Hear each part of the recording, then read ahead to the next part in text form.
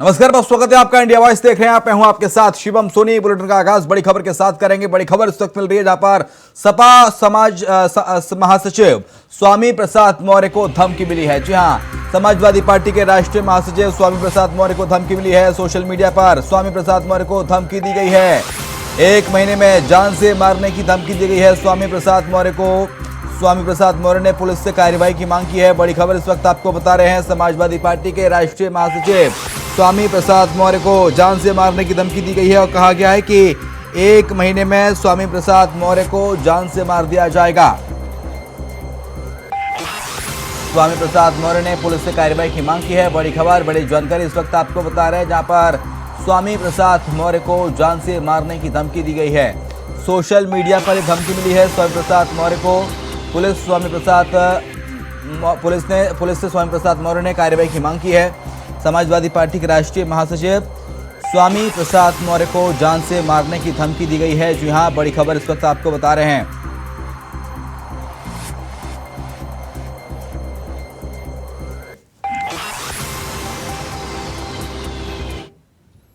और खबर नोएडा से, जहां पर सेक्टर 18 के अवैध अतिक्रमण पर बुलडोजर चला है। डीएलएफ मॉल के पास अरबों रुपए की जमीन पर किया गया था कब्जा। प्राधिकरण की मिलीभगत से सालों से कब्जा किया गया था।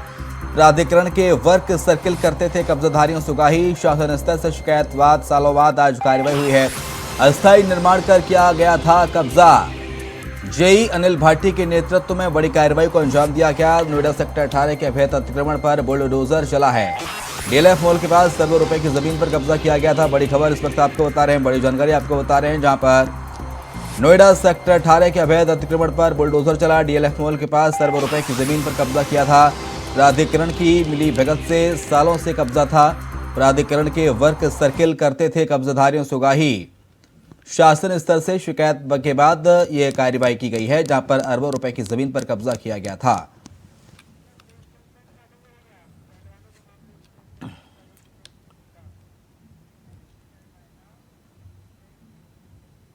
तो पहलवानों के मसले को लेकर कांग्रेस नेता दीपेंद्र सिंह हुड्डा और boxer Vijender Singh press conference कर रहे हैं। क्या कुछ कह रहे हैं आपको सुनाते हैं। कमेंट पूछते हैं तो वो कमेंट से ज़्यादा भागना बहुत कुछ कह देता है। हम क्या कहेंगे? सर एक सवाल, जिस नाबालिग लड़की का जिक्र किया जा रहा है कि जिसके चलते पॉक्सो लगाया, अब उसी के परिजन कह रहे हैं कि खिलाड़ियों ने जो है राजनीति कर ये भी आपको बीजेपी का आईटी सेल, उसके एक चाचा ने ये कहा लड़की के ने, जो आप कह रहे हो।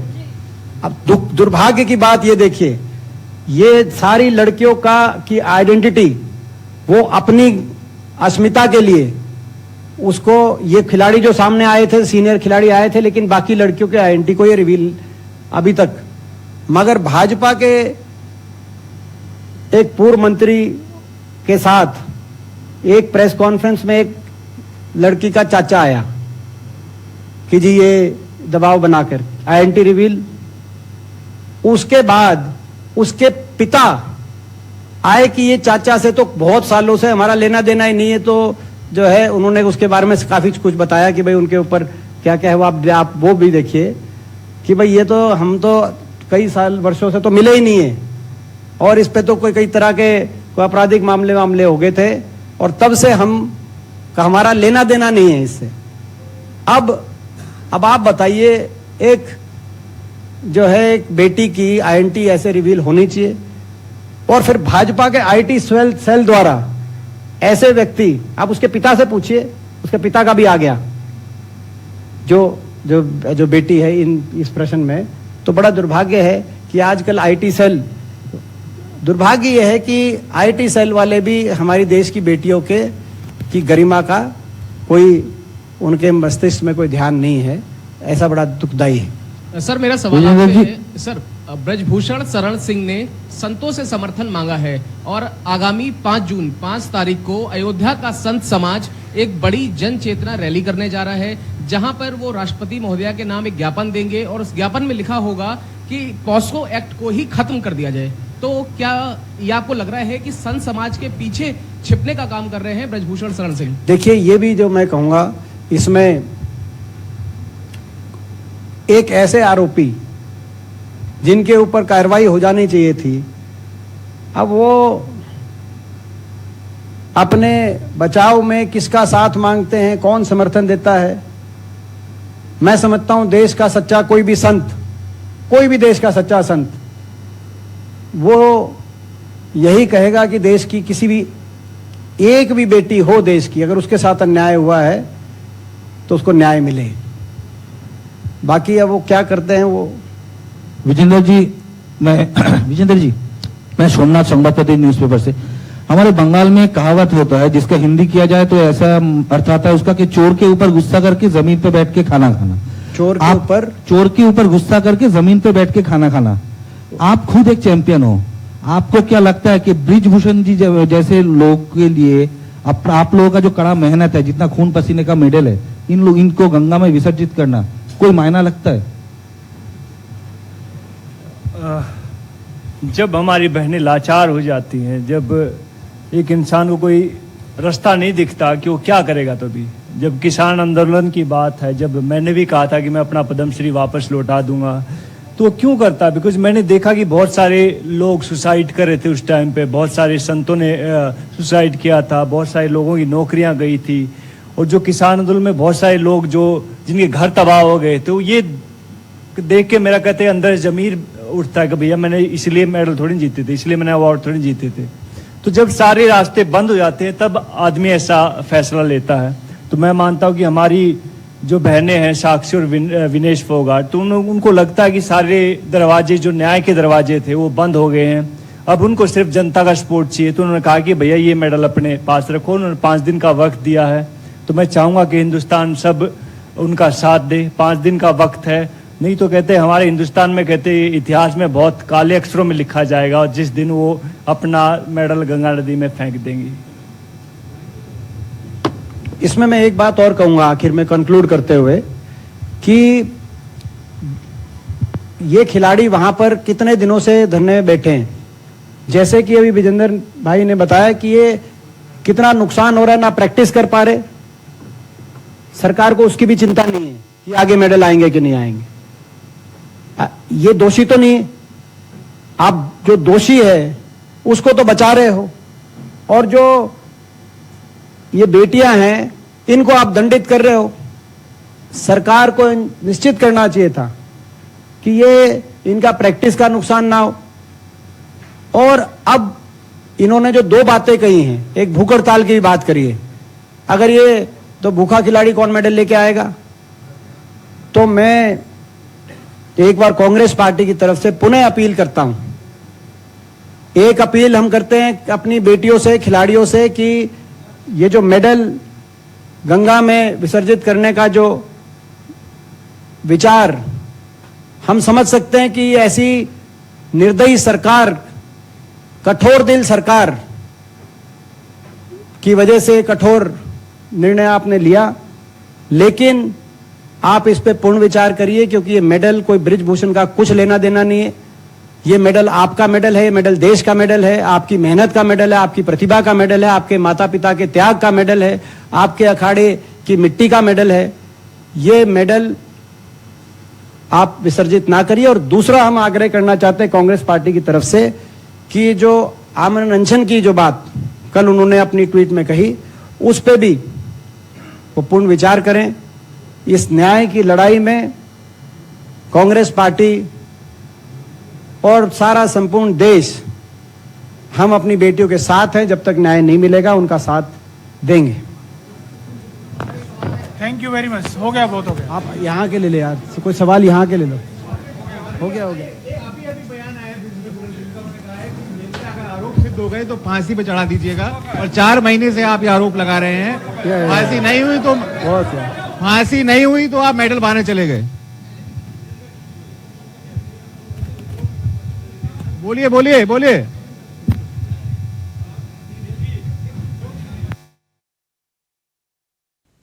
तो तस्वीर आपको दिखा रहे थे, ये press conference, live press conference, जिसमें दीपेंद्र सिंह हुड्डा और boxer Vijender Singh press conference कर रहे थे। क्या कुछ कहा उन्होंने, कौन सी वो महत्वपूर्ण बातें कहीं, वो हमने आपको सुनाई।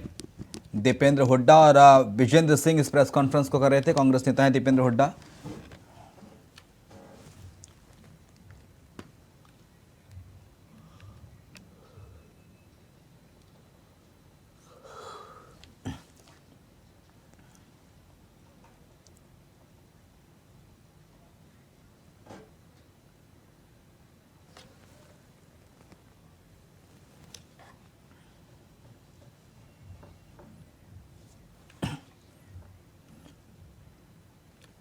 उधर अमेरिका दौरे पर पहुंचे कांग्रेस नेता राहुल गांधी कैलिफोर्निया में मोहब्बत की दुकान कार्यक्रम में शिरकत कर रहे हैं। वे प्रवासी भारतीयों को संबोधित कर रहे हैं।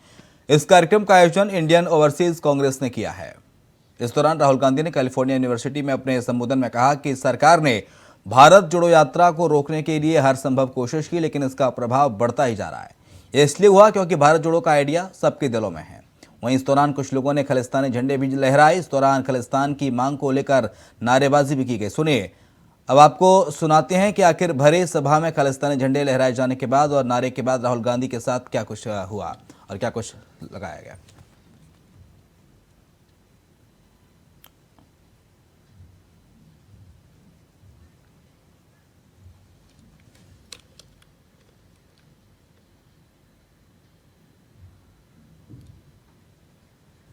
व्यापारी नस्ल कुशीदा व्यापारी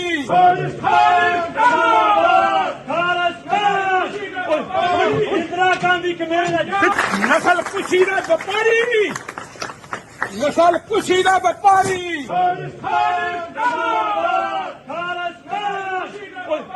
इंदिरा गांधी के बोली।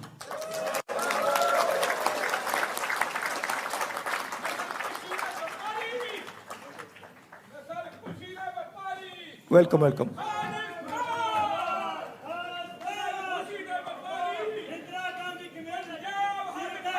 नफरत के बाजार में मोहब्बत की दुकान।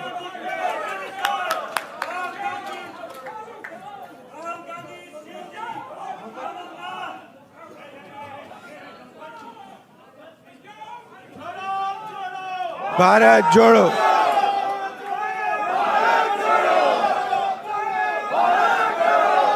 See, the interesting thing about us. Waheguru ji का खालसा, वाहेगुरु जी की फतेह। You just watched what we did to these traitors of Sikh genocide, Congress, Rahul Gandhi. Rahul Gandhi, जिस जगह ते भी अमेरिका तू जाएगा, खालिस्तानी पक्षी सिख होते तेरे सामने खड़े होंगे। Rahul Gandhi, this is what we did to you, and Modi, you are next on 22nd June.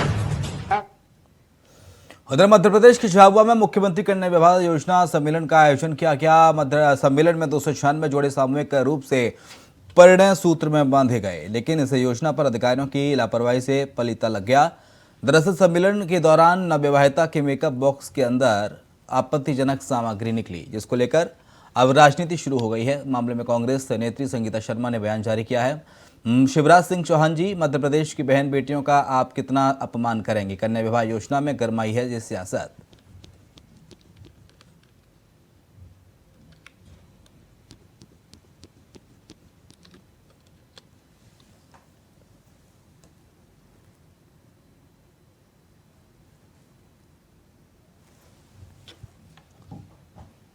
Hardoi में मेडिकल कॉलेज की इमरजेंसी वार्ड में जानवरों की चहलकदमी, जहां पर मरीज और तीमारदारों के बीच आवारा जानवर चहलकदमी करते नजर आए।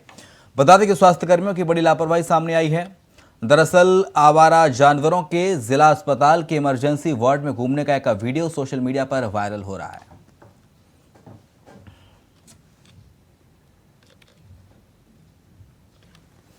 तो आवारा जानवर स्वास्थ्य अस्पताल में घूमते हुए नजर आए। हरदोई की ये तस्वीर है। देखिए किस तरह से इमरजेंसी वार्ड में घूमते नजर आ रहे हैं ये आवारा पशु। और स्वास्थ्य महकमे का, अस्पताल कर्मियों का, प्रशासन का इस पर कोई ध्यान नहीं है। आए दिन इस तरह से आवारा मवेशी अस्पताल के अंदर आ जाते हैं, जिसके चलते मरीजों को काफ़ी परेशानी का, दिक्कतों का सामना करना पड़ता है। इन आवारा पशुओं के चलते इलाज में दिक्कत आती है। जो मरीज इलाज कराने आए हैं उनके इलाज में।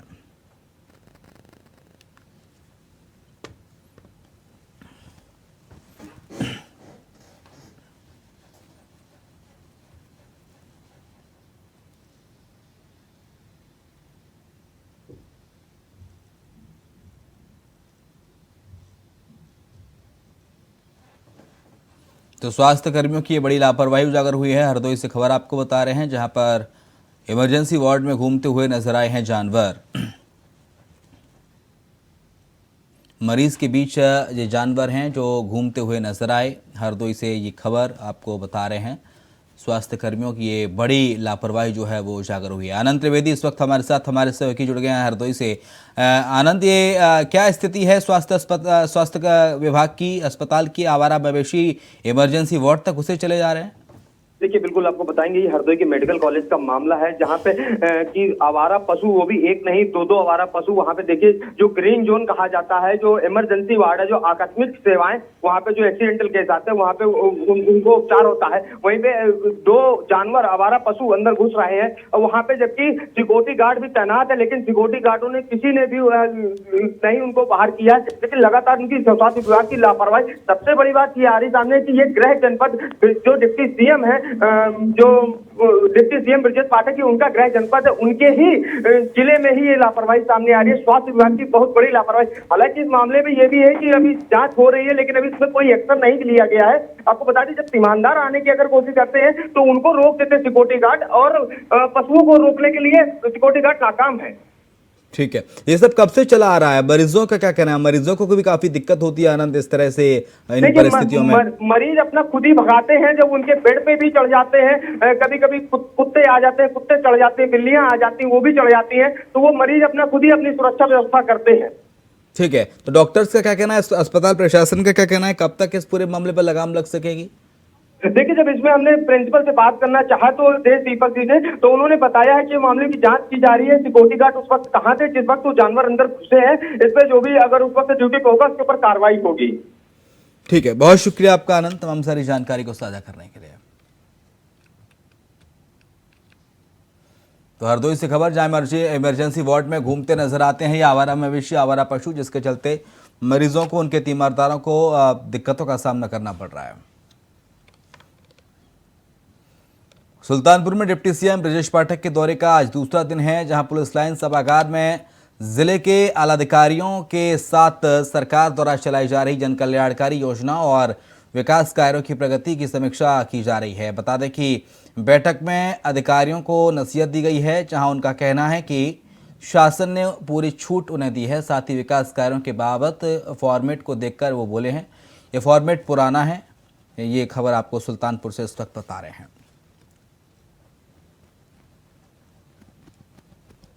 तो सुल्तानपुर दौरे के दूसरे दिन ये नसीहत दी गई, बैठक में अधिकारियों को निर्देश दिए गए। सुल्तानपुर दौरे के दूसरे दिन डिप्टी सीएम ब्रजेश पाठक ने अधिकारियों को नसीहत दी, विकास कार्यों की प्रगति की समीक्षा की कि आखिरकार कितना डेवलपमेंट हो रहा है, कितना विकास कार्य हो रहा है। सुल्तानपुर में अधिकारियों के साथ बैठक करते नजर आए डिप्टी सीएम ब्रजेश पाठक। अलीगढ़ में आलियाबाई होलकर जयंती पर रैली निकालने को लेकर 2 पक्ष आमने सामने आए। आपको बता दें कि बघेल समाज के जरिए रैली निकाली गई, जिसका ठाकुर पक्ष के लोग विरोध कर रहे थे। विरोध के चलते दोनों पक्षों में जमकर बवाल हुआ। पथराव के दौरान आधे दर्जन से अधिक लोग घायल हुए हैं, जिसके बाद घायलों को अस्पताल में भर्ती कराया गया है। पुलिस के आला अधिकारी मौके पर पहुंचे और मामले की जांच पड़ताल में जुटे हैं।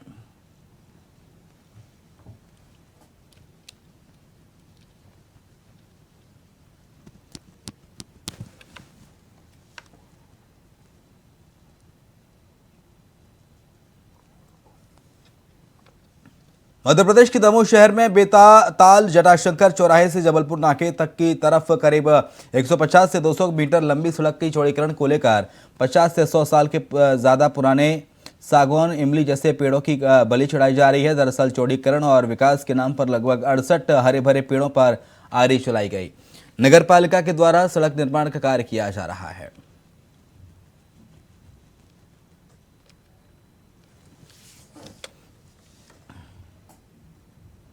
समाजवादी पार्टी के राष्ट्रीय अध्यक्ष अखिलेश यादव मैनपुरी के एक शादी समारोह में पहुंचे हैं।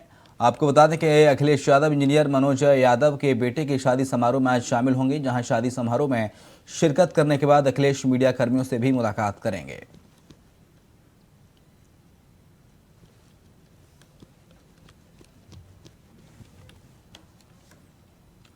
और इसी के साथ बुलेटिन में इतना ही। खबरें लगातार जारी हैं।